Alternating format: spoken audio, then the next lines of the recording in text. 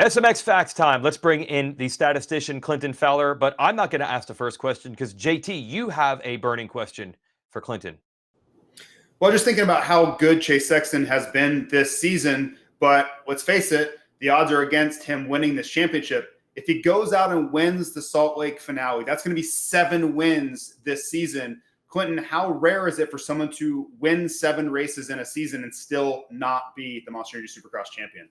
Well, JT, it's rare to have somebody go out and win 7 times and not win the title.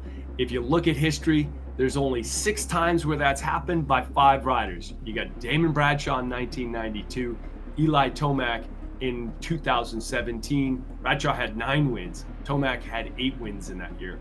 And then you look at 7 wins, and that's happened 4 times. You got Rick Johnson in 87. You got Ryan Villapoto in 2010. Those 2 guys had injuries in their seasons.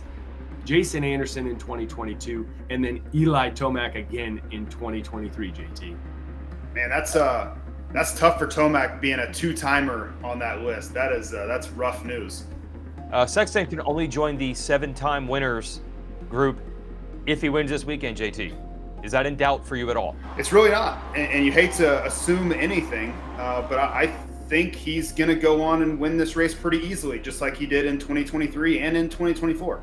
You look at the field, you look at the situation. Cooper Webb's certainly not going to press the envelope and take a lot of risks.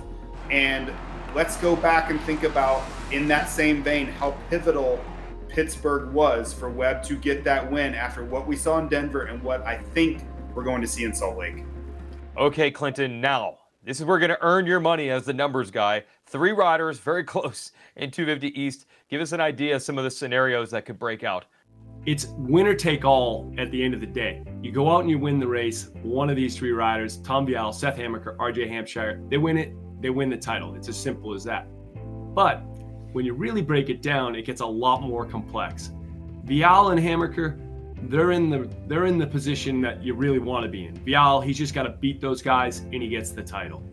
Hammaker, same thing. He's just got to beat those guys and he's in the driver's seat and wins it because he's got a tiebreaker over Vial based off of wins. The complexity comes with a guy like RJ Hampshire who's down 3 points.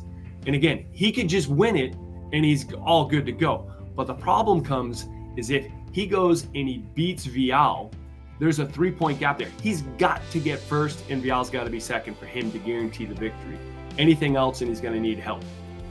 If Hampshire ends up second and Hammaker third, that's only 2 points. They end up in a tie for points for the championship and Hammaker gets the title because he's got more wins. And so it's a bit complex, Weege, but that makes for some exciting racing for us in Salt Lake City.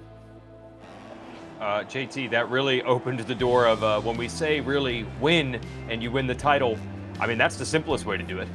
Yeah, and I think for RJ Hampshire, that's all you really think about. You know, of course, you're going to have to be situational once the gate drops, but leading up to the week, you just think about where you were last year in this same exact situation. It's not as simple as just I need to beat Levi Kitchen, but his mindset was the same. Just go out and execute and try to beat everybody on the racetrack. And I think if push came to shove in 2024, he could have passed Hayden Deegan and won that race. So he's going to go in with the same approach, same mindset. If I want to be 2-time champ, I go out and win the race and nobody can do anything about it.